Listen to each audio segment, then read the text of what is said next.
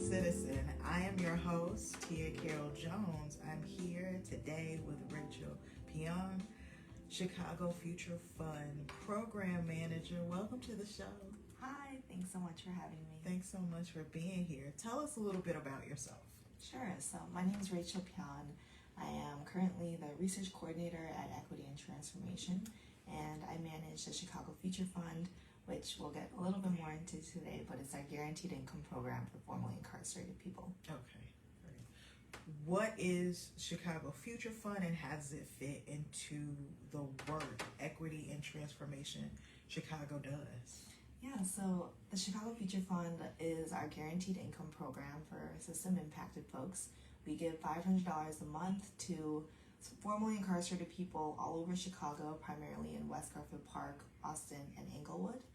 And we actually had two iterations of it. So the first round, we had 30 people from West Garfield Park. The second one, we have 100 people in those three neighborhoods that I'm talking about. But Equity and Transformation, our mission is to build social and economic equity for Black workers engaged in the informal economy all over Chicago. So the informal economy is a diversified set of skills, jobs, enterprises that are not regulated by the state. So this could be sort of any sort of side hustle that includes, selling bootleg DVDs or loose squares or childcare or bucket boys, and also the more criminalized activities, including drug trade and sex work as well. So all of that falls under the large umbrella of informal economy, and a lot of times those folks happen to be system impacted. And so the Chicago Future Fund was an initiative led by Richard Wallace, who is the founder and executive director of E.A.T, and he really wanted to create a program where instead of excluding people based on their background, that is the eligibility criteria. Why is the Chicago Future Fund guaranteed income pilot program so important in regards to cannabis equity? Yeah, so we actually were involved in the legalization of recreational cannabis in HB 1438. But aside from all of that, we saw that it was really important to, acknowledge the harms that were done by the war on drugs. And we actually have a separate campaign called the Big Payback that does just that. But our vision for the Chicago Future Fund was that it could be the start of a form of reparations. And so right now, even though cannabis is legalized, we know that there are still thousands of folks who are still locked up due to some sort of cannabis-related charge. And even once they are released, not necessarily having their records expunged. So they're still facing many barriers in various facets of everyday life, and we think it's important that as one of the forms of reparations, not saying that direct cash payments is an end-all be-all solution, but one of the things that we can do to start to win reparations in the state of Illinois is to advocate for direct cash payments for system-impacted people.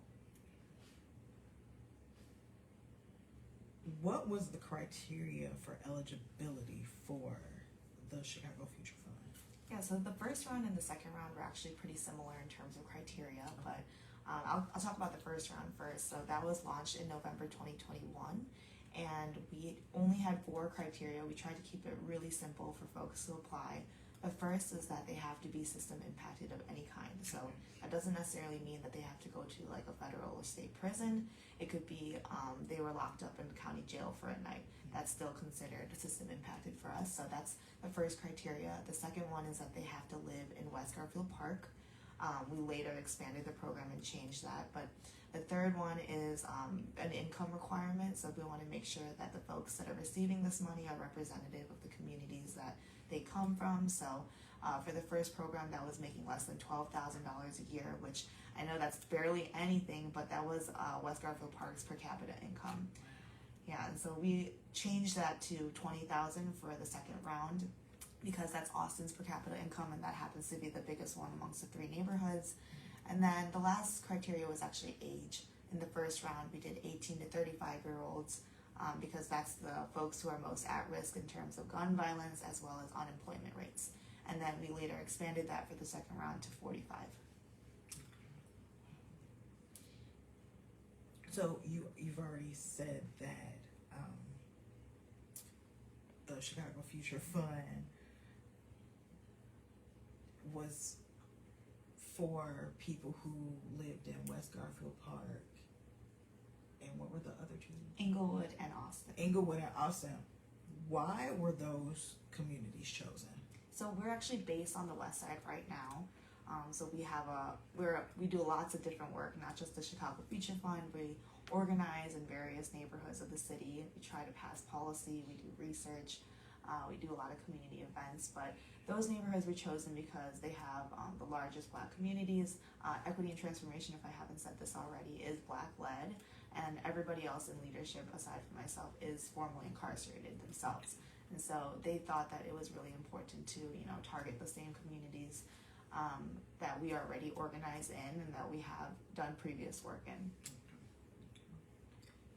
What are some of the other pilot programs the Chicago Future Fund has launched or will launch? So the Chicago Future Fund is actually a pilot program in itself. So we launched the first round in November 2021, and we expanded it to 100 people just this past March. And so we're currently trying to take a lot of data from this program as well. So on top of getting the $500 a month, we also collect survey responses and interview responses as well. And our hope is that we can ultimately change the narrative with this information. A lot of times people look at the Chicago Future Fund and they think, oh, I don't know about giving, folks with records direct cash payments. I don't know if they deserve that. And so we are really trying to change the narrative around deservedness and hopefully launch, use the results of our program to eventually support the Big Payback campaign. And so I know your question is about what other programs, but I'd love to talk a little bit about the Big Payback campaign. Yeah, it's our campaign to win comprehensive reparations for the war on drugs. We understand that the war on drugs has and continues to have devastating effects on the communities that we work with. And so our hope is that we can use the UN's 5 pillars of reparations, which is satisfaction, compensation, restitution, rehabilitation, and guarantees of non-repetition, and use that framework to essentially draft policy that will provide reparations for the war on drugs. And I think the Chicago Future Fund is a really great way to capture people's stories and to better understand, how this money is impacting their lives, how this money could be beneficial if we were to have something like this statewide, not just privately funded and run by us, but really like a permanent long-term fund for survivors of the war on drugs. Where can people go to find out more about Chicago Future Fund and Equity and Transformation Chicago? So we have a website, www.eatchicago.org. You can find a lot of our current work that we're doing on there. We also have a separate website specifically for the Chicago Future Fund called eatfuturefund.org. That one just gives a little bit of what I just shared today, but our main website, eatchicago.org, is the one where we're really redirect folks. Before we wrap up, is there anything else you'd like our audience to know? I don't know if there's anything in particular, but I will say that as guaranteed income becomes more and more popular, we've seen Cook County launch their program, the city of Chicago launch their program. I think right now we're at a very interesting point where we want to think about what's next, right? So there's so many pilots across not just Illinois, but the whole country. And now it's time for us to really organize and gather the people power we need to make these pilots permanent. And so one of the things that we do through the Big Payback is do these forums where we educate folks in the community about the war on drugs and its impact. And in that, we oftentimes have specific call to actions from the people that are there. And I think right now more than ever, it's important that we all come together and, organize so that we can get this done statewide. Sure. Thank you so much for being here. Thank you. Remember to make plans to join us again next week for Conversations with the Citizen, the place where real news